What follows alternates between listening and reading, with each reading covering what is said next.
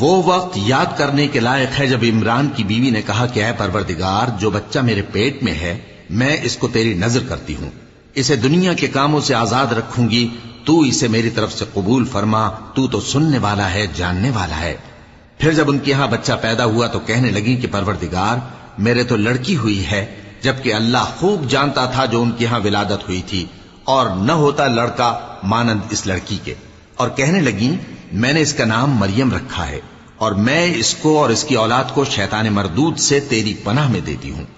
تو اس کے پروردگار نے اس کو پسندیدگی کے ساتھ قبول فرمایا اور اسے اچھی طرح پرورش کیا، اور زکریا کو اس کا کفیل بنایا۔ زکریا جب کبھی عبادت گاہ میں اس کے پاس جاتے تو اس کے پاس کھانا پاتے۔